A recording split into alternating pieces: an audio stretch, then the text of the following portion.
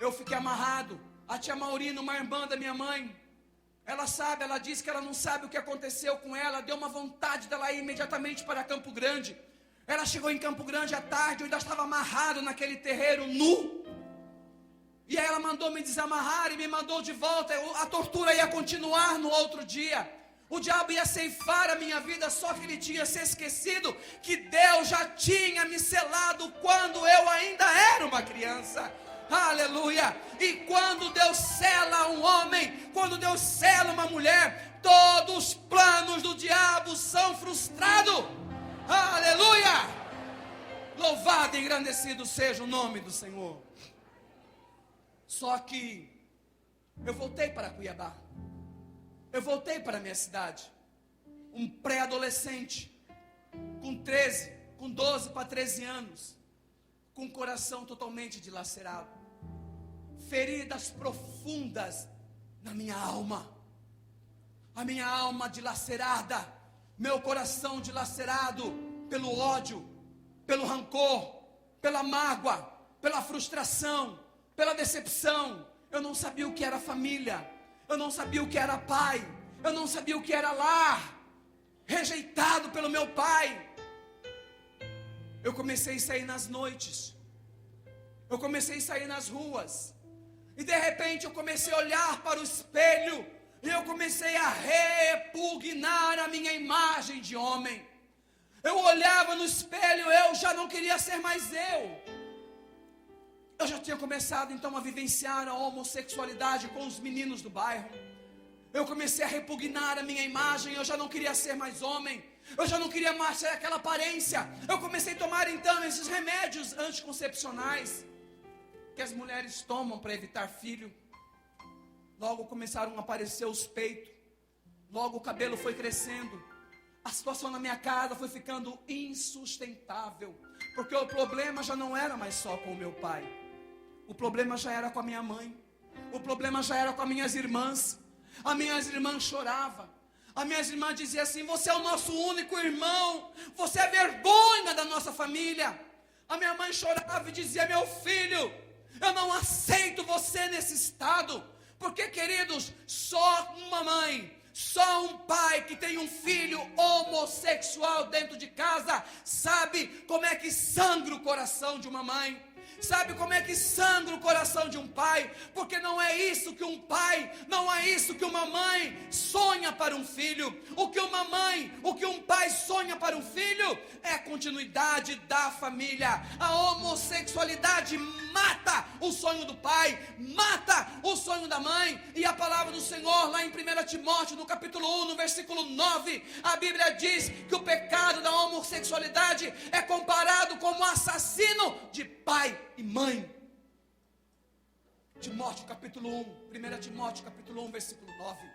Porque mata os sonhos. Mas nós temos visto hoje esse movimento pró-homossexualismo querendo nos descer a goela abaixo, que isso é normal, que os pais têm que aceitar. A mídia tem feito apologia ao homossexualismo, a ponto de pais e mães aceitarem o estado do filho e da filha na homossexualidade. Mas nós que conhecemos a luz da palavra, nós temos que amar, mas jamais aceitar, jamais concordar, e provar a esta geração que o projeto de Deus é a família. Aleluia, aleluia. E a situação na minha casa é indo cada vez de mal a pior. Eu parei com meus estudos, comecei a sair nas ruas, e nessas indas e vindas na rua, de repente eu parei de longe e eu vi um grupo de travesti. Eu comecei a observar, eu comecei a olhar para aqueles travestis. Eu percebi que eles entravam e saíam de dentro dos carros. Eles entravam e saíam de dentro dos carros. Eu me aproximei de alguns deles e perguntei para eles assim: mas espera aí, vocês ganham dinheiro nessa vida? Um deles disse para mim: nós ganhamos muito dinheiro nessa vida. Na mesma hora, o diabo soprou no meu ouvido. Na mesma hora o diabo disse para mim isso será uma forma de você vingar do seu pai. Porque meu pai vivia dizendo que eu não prestava. Meu pai vivia dizendo que eu era inútil. Meu pai vivia dizendo que eu não valia nada. Palavras de maldição lançadas sobre a vida de uma criança. Hoje, quantos e quantos pais lançam palavras de maldição sobre a vida dos filhos? Como eu disse nesta manhã para os pais, quando os pais, muito machistas, batem nos filhos, batem nos meninos e diz: cala a boca, não chora, você está parecendo uma mariquinha, homem não chora. Quem disse que homem não chora? Quem disse que homem não chora? Ou as mães agridem as meninas e falam: cala a boca, sua vagabunda.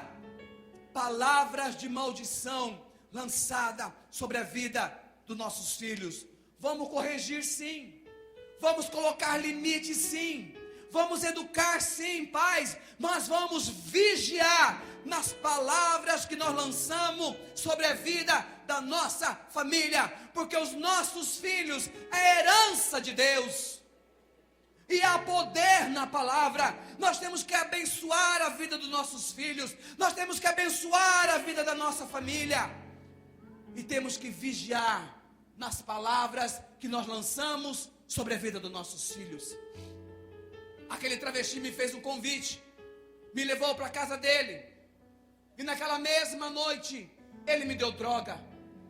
A palavra do Senhor lá no Salmo 42, no versículo 7, a Bíblia diz assim, que um abismo chama outro abismo.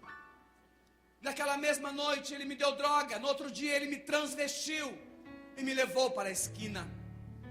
E para minha surpresa eu descobri que para ser travesti precisa ser homem, porque 99% dos homens que saem com os travesti, quem é ativo é os travesti, e 90% são homens casados que deixam as esposas dentro de casa para se unir com aqueles homens, e muitos ainda passam, ainda criticam aqueles homens. Muitos ainda passam, ainda zombam daqueles homens. Muitos ainda passam, ainda debocham, ainda lançam piadinhas de mau gosto para aqueles homens. Eles sim, queridos, estão com os pecados expostos. E muitos que estão com os pecados encobertos se sentem melhores do que eles. Não, nós não somos melhores do que eles, porque o nosso pecado está encoberto e os deles só estão expostos. Nós achamos que nós somos melhores? Não. Jesus também morreu pela vida deles. Romanos, no capítulo 3, no versículo 23, a Bíblia diz assim, querido: porque todos pecaram e destituídos foram da glória de Deus, inclusive os homossexuais e os travestis. Romanos, no capítulo 11,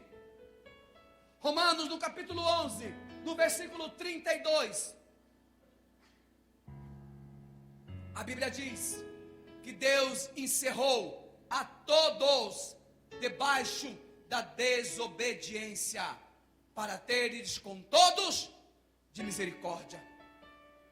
Todos nós, se nós formos meditar na palavra do Senhor, queridos, nós não somos melhores do que Ele. Efésios, no capítulo 2, se nós formos ler essa passagem de Efésios, no capítulo 2, trazendo ela para a primeira pessoa, a palavra do Senhor diz assim, Efésios no capítulo 2, e Deus, Efésios no capítulo 2, a palavra do Senhor diz assim, e Ele